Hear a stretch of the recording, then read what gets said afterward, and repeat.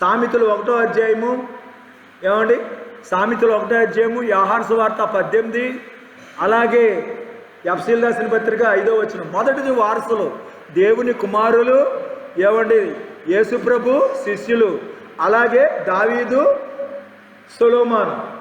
రెండవది అభ్యాసం చేసుకోమని, అప్పగించుకోవడం, అభ్యాసం చేసుకోమంటే యోదాయే అప్పగించాడు. మూడవది నీతి న్యాయాలంటే కత్తులతో గుదీలతో వచ్చారు ప్రార్థన చేసే చోటికి, అది నీతి న్యాయము కాదు, పరిశుద్ధులకు తగినది కాదు. ఇతరులకు వివేచన కలగజేయాలంటే కృతజ్ఞావచనం కలిగించాలి, బూతులైనా పలకూడదంటే ఏమన్నాడు యేసు, మీరు ఎవరిని వెతుకుతున్నారని ఆయనే వచ్చాడు. సంపాదనల గురించి చెప్తే ఇక్కడ ఏం చెప్తున్నాడమ్మా, దేవుని రాజ్యాన్ని సంపాదించుకోలేకపోతున్నారు, మీరు హక్కుదారులు కాదు, ధనాపేక్షకై విగ్రహారాధన అయిపోతుంది మీకు అంటున్నాడు 5వ వచనంలో. కాబట్టి మీరు ఎవరిని వెతుకుతున్నారంటే యేసుని వెతుకుతున్నారని మీరు చెప్పాలి. దేవుని స్తోత్రం. 6వ వచనంలో బోర్ల పడ్డారు వాళ్ళు, ఇది వ్యర్థమవుతుంది, ఇది మోసము అని చెప్పి ఇది భావసూచన అంటున్నాడు. యెహోవా భయమని చెప్తుంటే దేవుని ఉగ్రత వస్తుందంట 7వ వచనంలో. ఇక్కడ కూడా భయం లేకుండా మాకు యేసే కావాలని లేచి మళ్ళీ నిలిచి యేసును అరెస్ట్ చేస్తామంటారు. 8వ వచనంలో మీరు యేసు కావాలంటే నేను, మరి నన్ను పట్టుకోండి, వీరిని వదిలేయండి అంటే అక్కడ ఏమంటున్నాడండి, వెలుగు ప్రత్యక్షమైంది అంటున్నాడు. కాబట్టి ఇక్కడ తండ్రి ఉపదేశమే వెలుగు. కాబట్టి తండ్రి ఎంత సంరక్షకుడు ప్రేమిస్తాడు, ఆయన బోధే వినాలి. ఈ తండ్రి నిన్ను కాపాడి తన ప్రాణం పెట్టాడు, నిన్ను విడుదల చేశాడు. 9వ వచనము, నాకు అనుగ్రహించిన వారిని ఎవరు నేనే పోగొట్టేదేదంటే ఇది నీతి ఫలం అంటున్నాడు. ఇది అందమైన మాలిక, నీకు తలకు కట్టు అంటున్నాడు. పాపులు ప్రేరేపింపక ఒప్పకము అంటే ప్రభుకు ప్రీతికరంగా నడుచుకోమంటే ప్రధాన యాజకుడు పేతురు, ప్రధాన యాజకుడు దాసుని పేతురు చెవి నరికాడు. మరి 11వ వచనంలో నా కుమారుడా వారి ఏమన్నాడు, వారి మార్గమును మనకందరికీ 11వ వచనం ఏమంటున్నాడండి, మాతో కూడా రమ్మంటే వారితో పాలివారై ఉండొద్దు అంటే కత్తి తీసి నీ వరలో ఉంచు, నా గిన్నెలో నీవు తాగుతావా, తండ్రి అనుగ్రహించే గిన్నెలోనిది తాగాలి అంటున్నాడు. 12వ వచనము, పాతాళం మింగివేసినట్లు అంటే యేసయ్యను అరెస్ట్ చేశారు, ఇది రహస్యమైనది, ఇది అవమానకరమైంది అని 12వ వచనం చెప్తున్నాడు. వెలుగు ఇంటిని నింపుకుంటున్నారంట. ఇక్కడ మరి ప్రధాన యాజకుడు బంధువులతో నింపుకున్నాడు, అది వెలుగుతో మనం నింపుకోవాలని 13వ వచనం చెప్తుంది. 14వ వచనం, నిద్రించి నువ్వు లెమ్ము, క్రీస్తుని మీద ప్రకాశించినంటే మన అందరి కోసం ఒకడు చనిపోవుట మంచిది అంటే మృతము మనందరికీ ఒకటే సంచాట, అది జీవపు మూట. 15వ వచనము 15వ వచనం ఏమంటున్నాడు, నా కుమారుడా వారి మార్గమును పోకుము అంటే పేతురు యేసు వెంబడి పోవుచున్నాడంట. జనములు చెడ్డవి గనుక సమయము పోనీకుడా పోవడము, ఇక్కడ పోవడమే ఉంటుంది. 16వ వచనములో కీడు చేయుటికే వారి పాదములు పరిగెలెత్తును అంటే అజ్ఞానుల వలె కాక జ్ఞానంగా నడుచుకో. పాదాలు వచ్చేసినాయి. యేసు అక్కడ మరి పేతురు నిలిచి ప్రధాన యాజకుడు ఇంట్లోకి వెళ్ళిపోయాడండి. ఎవరైతే కొడుతున్నారో వారింట్లో గెస్ట్ అండి. మా నాన్న కొడుతున్నారు, వాళ్ళ ఇంట్లో నేను గెస్ట్ అండి. అర్థమైందండి. మళ్ళీ అబద్ధాల అర్థం కూడా జరిగిందండి. ఒట్టు పెట్టుకున్నాడండి, నేను ఎరగను, ఈయనెవరో నాకు ఎరగను అనడం వేరా, ఒట్టు పెట్టుకోవడం వేరా, చెప్పించుకున్నాడు. అర్థమవుతుందా? అందుగురించి యేసయ్య వచ్చి 3 సార్లు అడిగాడు, పేతురు నన్ను ప్రేమించున్నావా? నాలిక అవండి పెన్ను రికార్డ్ అయిపోతుంది ఏంటో అనుకుంటున్నామేమో. ఈ రికార్డ్ అయిపోయిన దాన్ని చిక్కుముడి నిప్పి పేతురును రక్షించాడు. 3 సార్లు ప్రేమించానని చెప్పడం వలన అబద్ధాలు ఆడింది కొట్టివేయబడింది.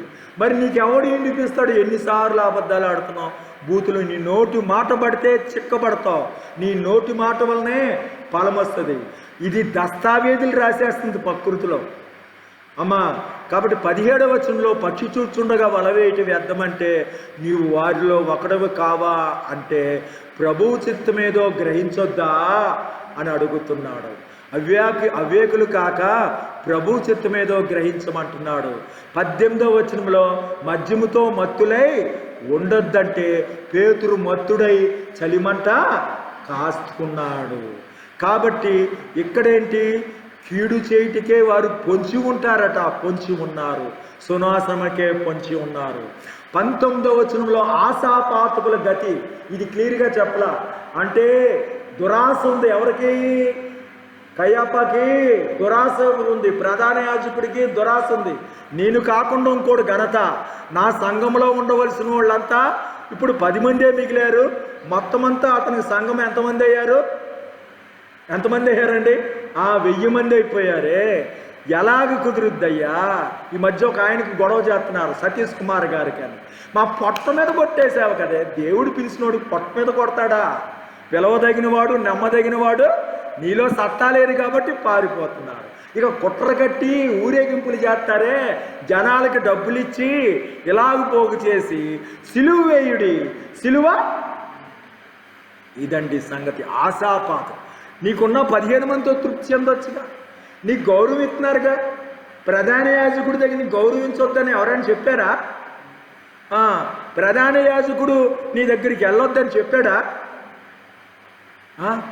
దురాశ వచ్చి నాకు ఇంకా ఘనతంతా ఆయనకేంటి అని. కాబట్టి ఏ బోధో తెలీదా? కాబట్టి అండి, కృతజ్ఞతావచనముతో ఒకరినొకరు హెచ్చరించుకోండి. అంటే నేను బాహాటంగా చెప్తున్నాను, ఎల్లప్పుడూ చెప్తున్నాను, ఎల్లప్పుడూ హెచ్చరించుకోండి. జ్ఞానము ఘోషిస్తుంది. హల్లెలూయా. ఆదియందు వాక్యం ఉంది. దేవుని స్తోత్రం. ఈ 3 అధ్యాయాలు మనకి ఏ రకంగా కలుస్తాయంటే, ఈ 3 అధ్యాయాలు మొదటి వచనం చూస్తే దావీదు కుమారుడైన ఇశ్రాయేలు రాజు అయిన సొలొమోను సామెతలు వారసులు. ఏంటండి? వారసులు.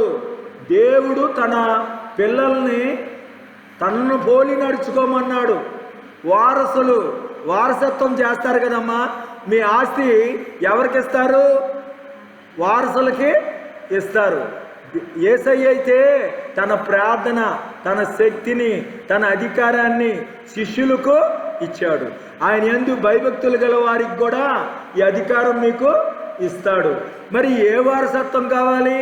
నా ప్రాణమా, తినుమో తాగుమో, మా అత్త ఎంత ఇచ్చింది, మా ఆయన నాకెంత ఇచ్చాడు, మా మనవడికి నేనెంత ఇస్తాను అనుకుంటే నువ్వు ప్రార్థనా పరుడు అయితే నీ పిల్లలకు నువ్వు ప్రార్థన ఇస్తావు, లేదా నువ్వు ఆస్తే రాస్తావు. నువ్వు భయభక్తులు గల దానివైతే పిల్లలకు కూడా భయభక్తులు ఇస్తావు. అగ్ని ఆరదు, పురుగు చావదు అనే లోకం ఉంది. ఆ లోకం నుండి నువ్వు తప్పించుకోవాలని భయం ఉంటే ఆ భయము నీ పిల్లలకి ఇస్తావు. అవునమ్మా? కాబట్టి నీ పిల్లలకి ఏమి ఇస్తున్నావు అంటే ఆ భయం ఇవ్వట్లేదు, ఎకరాలు ఇస్తున్నావు. కాబట్టి వాళ్ళు కూడా నిన్ను తన్ని తోలేస్తున్నారు. మొదటి వచనాలు వారసులు ఏంటంటే దావీదు కుమారుడు వారసుడు. ఎవరు? సొలొమోను. ఇక్కడ దేవుని వారసులము మనము, దేవుని వారసులము మనము. మరి ఎలా నడుచుకున్నాం? దేవుని పిల్లలు అనుకుంటే మరి దేవుని పోలి నడుచుకోవాలి. యేసు తన శిష్యులకు ప్రార్థన నేర్పాడు. గెత్సేమనే వనంలో ఏం నేర్పాడమ్మా? ప్రార్థన నేర్పాడు. మీ పిల్లలకి ఏం నేర్పుతున్నారమ్మా? అత్తాజమ్మ, మా ఇంటి మా లక్ష్మి, మొగల రేకులు నేర్పుతున్నారు. ఎక్కడ నేర్పానండి? నేనేదో నా బలహీనతో చూస్తున్నానంటే నీ బలహీనతో నువ్వు చూసినా నువ్వేం చేస్తున్నావో నీ పిల్లలు అదే చేస్తారు. నువ్వు ప్రత్యేకంగా చూడయ్యా, చూడమ్మా అని చెప్పక్కర్లా. ఇక బాగా నేర్చుకుంటారు నీ తర్వాత. నీకు ప్రాక్టికల్ చేయడం తెలియదు. నీకంటే భర్త ఉన్నాడు, నీకంటే భార్య ఉన్నది, కాబట్టి ఏ యొక్క ప్రాక్టికల్ నీకు అక్కర్లేదు. కానీ వారు కాలేజీకి వెళ్తారే, భలే ప్రాక్టికల్ ఆడతారు.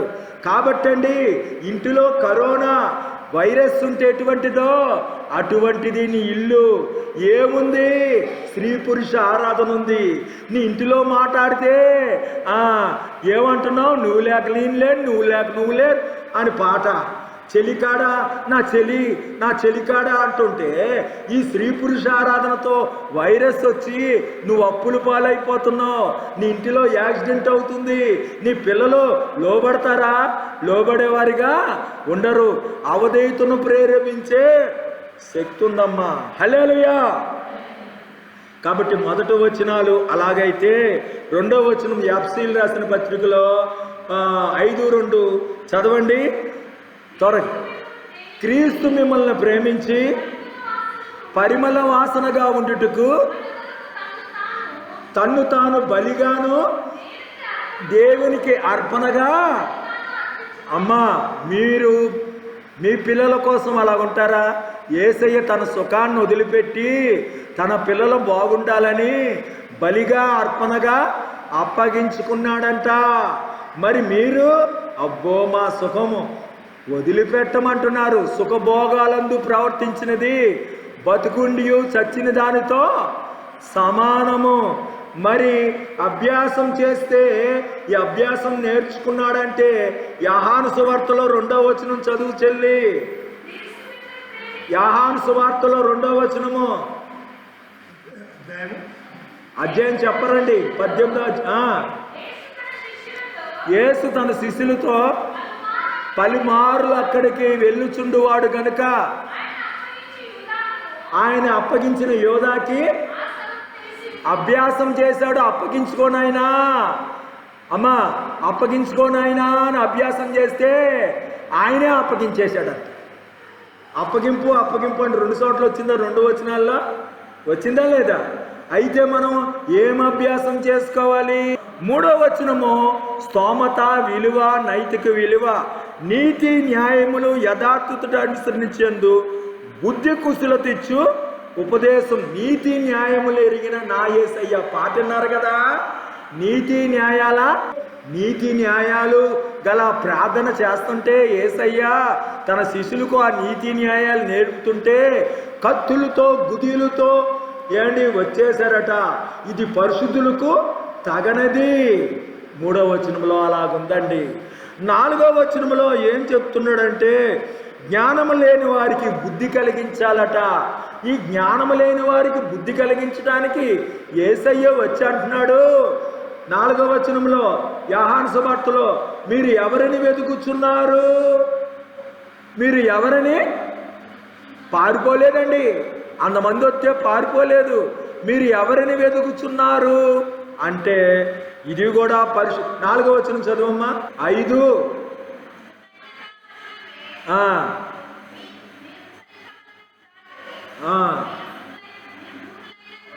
ఏం మాట్లాడాలి చెప్తున్నాడు. ఏసేం పలకరించాడు? వెల్కమ్.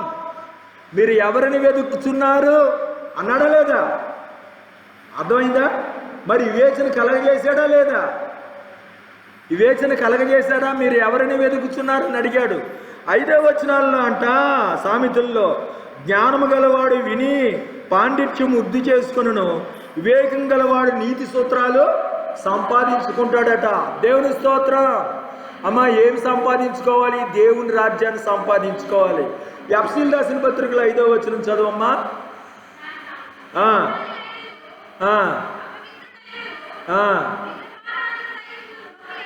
విగ్రహారాధైన లోబి అయినను క్రీస్తు యొక్క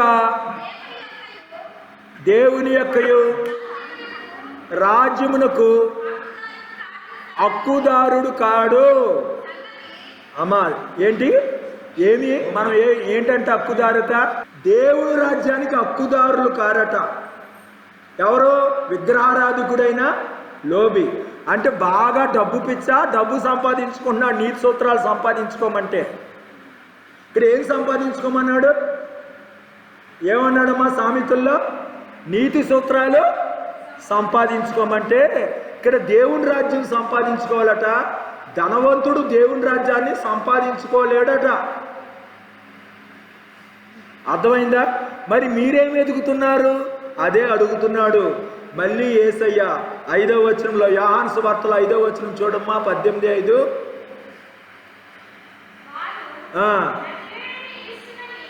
నజరేయుడైన యేసునని ఆయనకు ఉత్తరమియ్యగా 6వ వచనం చదవమ్మా.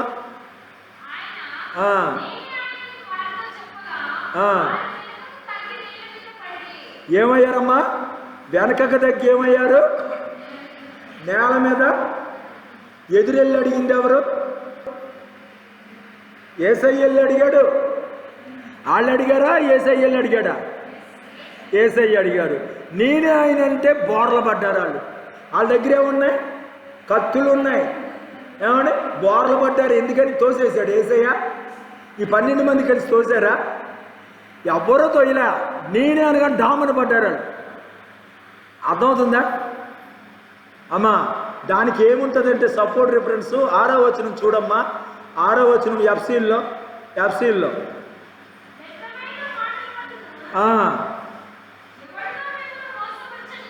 అమ్మా, వ్యర్థమును ఉందా లేదా? వాళ్ళు మోసపోతున్నారా లేదా? అవునా? వ్యర్థము, మోసపోవడం. ఇంకో 6వ వచనం సామెతల్లో చదువు, సరిపోతుందా లేదా? సామెతలను సూచన కనబడిందా లేదా? భావ సూచన అనేది కనబడిందా లేదా? భావ సూచన ఏంటంటే వ్యర్థమయ్యారు, కింద పడ్డారు. దేవుని స్తోత్రం. సంపాదన ఏంటయ్యా అంటే ధనం సంపాదించుకున్నావా, దేవుని రాజ్యం సంపాదించుకోవనేది 5వ వచనము. ఏమి ఎదుగుచున్నావు అమ్మా? ఎందుకు ఏడ్చుచున్నావు? ఎవరిని వెతుకుచున్నావు? మొదటేమి వెతకాలి? ఆయన నీతిని, రాజ్యాన్ని వెతకాలి. అర్థమవుతుందండి? దేవుని స్తోత్రం. 6వ వచనంలో భావ సూచన అంటే వ్యర్థం అవడం అన్నీ ఉంది కదా, సంపాదనలు అలా ఉంది కదా. 1వ వచనాల్లో వారసులు ఎవరు చెప్పండి? నేను చెప్తున్నాను చూడండి. దేవుని వారసులు మనము. అక్కడ యేసు వారసులు శిష్యులు. ఇక్కడ సొలొమోను దావీదు యొక్క వారసులు. అర్థమవుతుందా? 2వ వచనాల్లో నేర్చుకోమంటే, అప్పగించుకోవడం నేర్చుకోమంటే అప్పగించేశాడంట. స్వయంగా అప్పగించుకోలేదు, యేసయ్యనే అప్పగించాడట. అది అభ్యాసం. 3వ వచనంలో నీతి న్యాయం అంటే ప్రార్థన చేసిన వాళ్ళ దగ్గరికి వెళ్ళి కత్తులు కటార్లతో వెళ్ళడం ఏంటి? అది నీతి న్యాయం. ఇతరులకు ఇతరుల విషయాల్లో నీతి వివేచన కలిగించు, కృతజ్ఞతా వచనం పలుకు, ఇతరులను బూటు తిట్టకు. మరి ఏ రకంగా పలికాడు? 4వ వచనము అక్కడ ఏమన్నాడండి? మీరు ఎవరిని వెతుకుచున్నారు అన్నాడా లేదా? 5వ వచనంలో సంపాదన, 6వ వచనంలో వ్యర్థమవడం అంటే భావ సూచన, కింద పడ్డారు. 7వ వచనంలో చదవండి.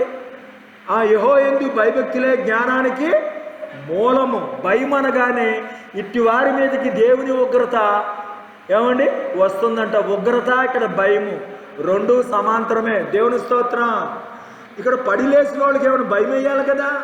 నిద్రపోయారా? తాగి పడ్డారా? మరి భయం వేయాలి కదా. నేనే అన్నప్పుడు ఎందుకు భయపడ్డారు ఏమండి? మరి భయపడి పడినోళ్ళు మళ్ళీ అడుగుతున్నాడు యేసయ్య, మీరు ఎవరిని వెతుకుతున్నారు అంటే ఏమండి? మేము నజరేయుడైన యేసునని మళ్ళీ భయం లేకుండా చెప్పారు. ఇటువంటి వారి మీదకి దేవుని ఉగ్రత వస్తుంది. 8వ వచనం అంటున్నాడు, నేనే ఆయన అని చెప్తున్నాను కదా. మీరు పట్టుదలసింది యేసునైతే నన్ను పట్టుకోండి. యోహాను సువార్తలో 8వ వచనం. మీరు పట్టుకోవాలనుకుంటే నన్ను పట్టుకోండి, వారిని వదిలివేయండి. ఏమంటున్నాడండి? వారిని వదిలివేయండి. సంరక్షకుడి యొక్క ఫలమండి. ఈ సంరక్షకుడు తనతో పాటు ఉన్న వారిని సంరక్షించాడు. నిజంగా రక్షకుడే. నన్ను పట్టుకోండి, ఈ 12 మందిని వదిలేయండి అన్నాడు. దేవునికి స్తోత్రం. దాన్నే అంటున్నాడు, నా కుమారుడా, నీ తండ్రి ఉపదేశం మరవకము, నీ తల్లి చెప్పు బోధకు. ఎందుకంటే తల్లి తండ్రి నిన్ను కష్టపడి ప్రేమించి పోషించి వారు చచ్చిపోవటానికైనా ఇష్టపడతారు, కానీ ఏమండి నీ మేలు కోరుతారు. కాబట్టి వారి మాటే వినాలి. దేవుని స్తోత్రం. అమ్మ ఎఫ్సీల్లో 8వ వచనం చదువు తల్లి. మీరు పూర్వమందు చీకటయ్యుంటిరి, ఇప్పుడైతే ప్రభువునందు వెలుగై ఉన్నారు. దేవుని స్తోత్రం. అమ్మ మీరు పూర్వమందు చీకటై ఉండిరి, ఇప్పుడు వెలుగా అయిందా లేదా? నేను యేసుని, యేసు ఎవరో తెలియదంట, అందుగుంచే ముద్దు పెడతానన్నాడు. 8వ వచనంలో ఇప్పుడు నీ వెలుగు కలిగింది, అలాగే తేటపరిచాడు, నేను యేసుని వారిని పంపించేమని. 9వ వచనం చదవండి. వెలుగు ఫలము, ఇక్కడ నీతి ఫలం అనగానే ఇక్కడ ఏమన్నాడు? యోహాను సువార్తలో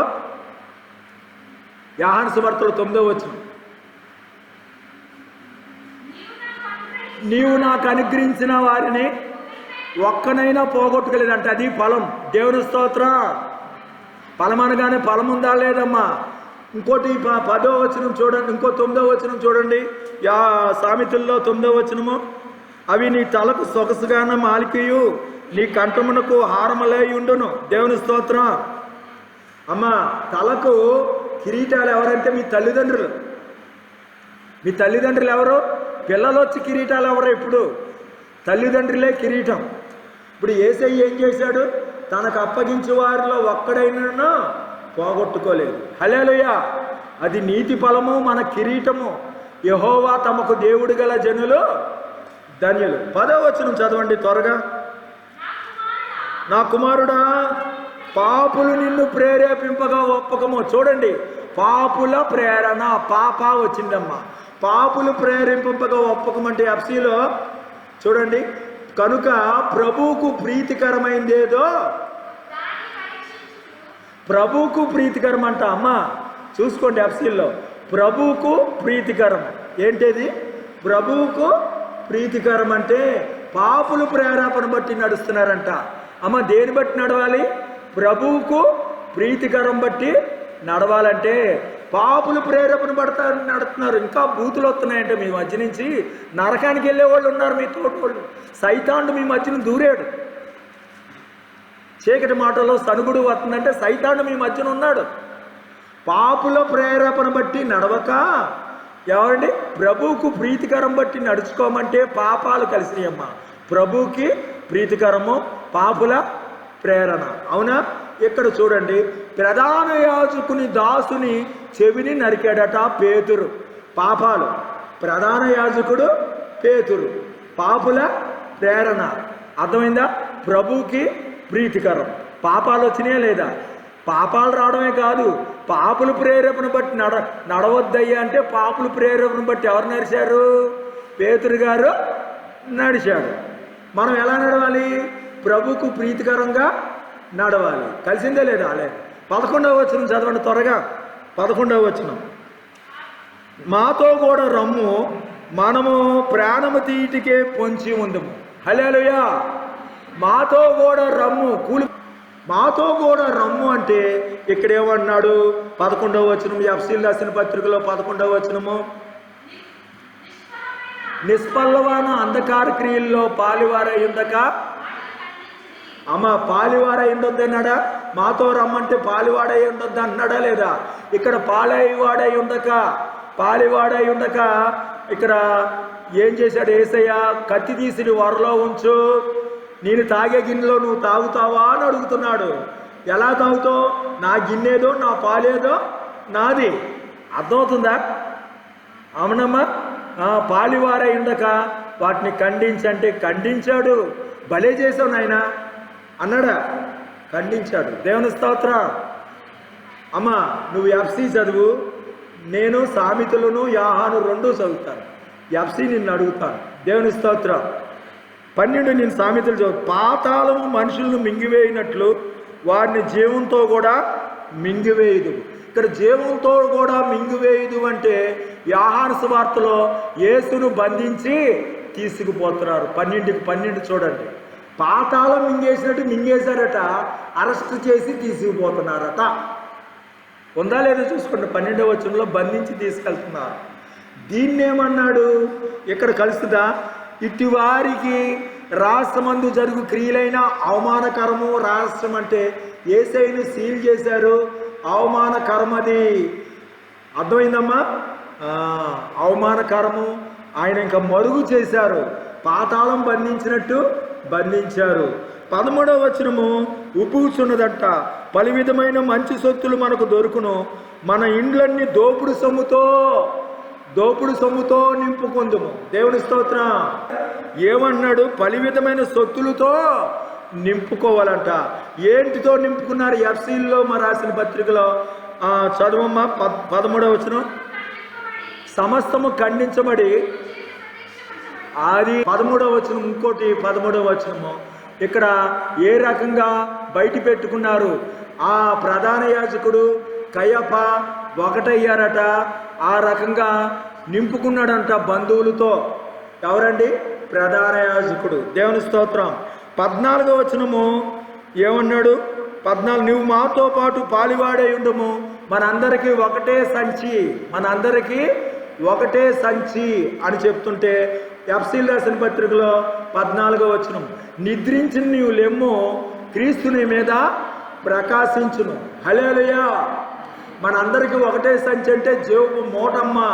నిద్రించిన నువ్వు లెమ్ము, నువ్వు క్రీస్తుని మీద ప్రకాశించినంటే చూసుకోండి, మృతుల్లోండి లెమ్ము అని ఉంది. ఇక్కడ మృతుల్లోండి లెమ్మంటే 14వ వచనం మృతమే వస్తుందో లేదో చూడండి. యోహాను సువార్తలో 14వ వచనము, మనందరి కోసం ఒకడు చనిపోవుట మంచిది. చదువమ్మ 14. చూడండి, 14లో మృతం ఉంటే మృతమే వచ్చింది, సంచి అంటే అది జీవపు మూట. 15వ వచనం చదువమ్మా చెల్లి.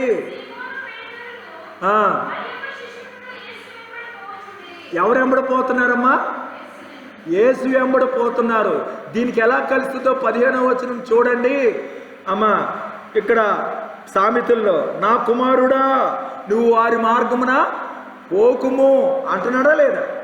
15వ వచనంలో అన్నాడు, నా కుమారుడా వారి మార్గమున పోకుము. నేను చదివేసుకుంటున్నానేమో అని మీరు చూసుకోండి. కావాలంటే 3 అధ్యాయాలు మీరు పట్టుకోలేరని, అంత స్టామియా లేదని, అసలు ముగ్గురికి 3 అధ్యాయాలు చెప్పాలి ఈ కాబట్టి అసలు ఒక్క మనిషి 3 అధ్యాయాలు కన్ఫ్యూజ్ అవుతారని నేనే ఆ చెల్లి ఎఫ్సీ చదువుతుండగా నేను సామెతలు చదువుతున్నా.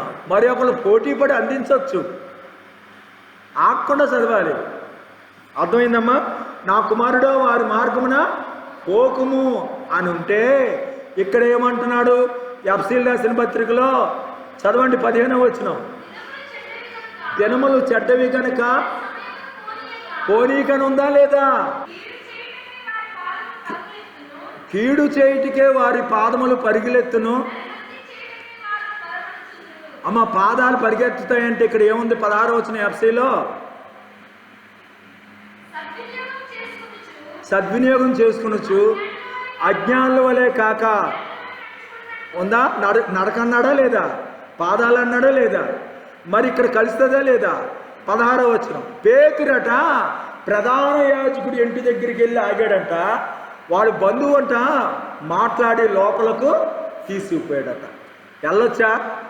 అజ్ఞానం వలే కాక జ్ఞానంగా నడుచుకోమంటే వెనకాటలు పోయి ప్రధాన యాజకుడు ఇంట్లోకి వెళ్ళాడు. ఇప్పుడు 3 అబద్ధాలు ఎందుకు ఆడాడు తెలుసా? నిష్కపటంగా ఇంటికి పోతే అబద్ధాలు ఆడేవాడు కాడు. అర్థమైందండి? సరే అండి, 17వ వచనమైన కలుస్తుందా? ఇప్పుడైనా లైన్ చూడండి, 3 అధ్యాయాలు దగ్గర పెట్టుకొని చదవండి అమ్మ. 17వ వచనం, 17వ వచనం, పక్షి చూచుండగా వల వేయుట వ్యర్థము. అమ్మ, పక్షి అంటే యేసయ్యకి ముందే ఆ దేవుడు చెప్పాడు. ఎవరు?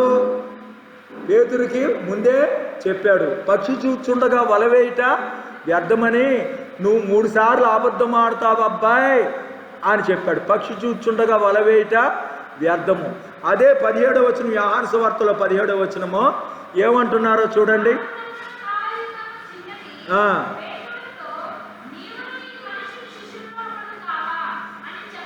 ఇప్పుడు అడుగుతుంది, నీవు ఈ మనుషులలో శిష్యుల్లో ఒకడవు కావా అని అడిగితే ముందే చెప్పాడా లేదా? కానని చెప్పాడట. అక్కడ 17వ వచనం ఏముందండి? కాను అని అవునా? కావా అంటే ఏమన్నాడమ్మా? చదువమ్మా. కావా అంటే ఏముంది? కావా కాని అర్థమైందా? 17వ వచనంలో ఏం చెప్పాడు? అబద్ధం ఆడాడు, ఒక అబద్ధం. పక్షి చూచుండగా వల వేయటం వ్యర్థమని చెప్పాడు. మరి దానికి సరిపోద్దా? ఇంకో 17 ఉంది కదా, అక్కడైనా మీరు అర్థం చేసుకోండి. ఆ 17 కలుస్తుందేమో లేదో చూడండి. ఆ, అవివేకులు కాక ప్రభువు చిత్తమేమిటో గ్రహించుకోమన్నాడా లేదా? చూడండి, ప్రభు చిత్తమేదో గ్రహించుకొనిడి అంటే ఇక్కడ పక్షి చూచుండగా వలవేయట వ్యర్థము. 17 ఇక్కడేమంటున్నాడు? నువ్వు వాళ్ళలో ఒకడవు కాబట్టి కావని చెప్పేశాడు. 18వ వచనం ఏమంటున్నాడు చదవండి. సొనాసనమికే పొంచి ఉంటారండి. పొంచున్నాడో లేదో చూడండి. పేతురు పొంచున్నాడో లేదో చూడండి 18వ వచనంలో. అప్పుడు చలివేయుచున్నందున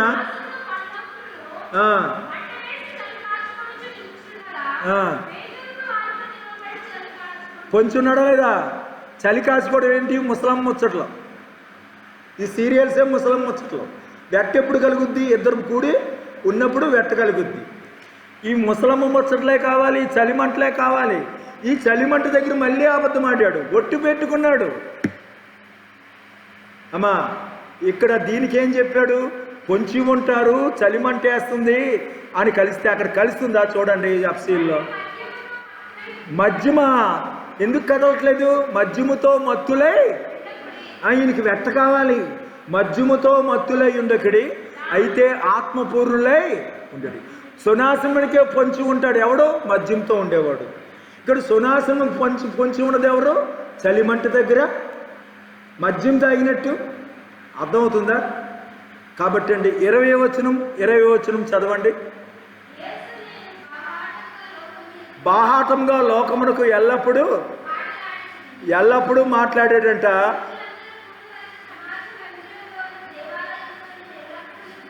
ఎల్లప్పుడు అనగానే ఇక్కడ 20వ వచనంలో ఎల్లప్పుడు అని ఉంటుంది చూడండి. ఎఫ్సీల్లో చదవండి.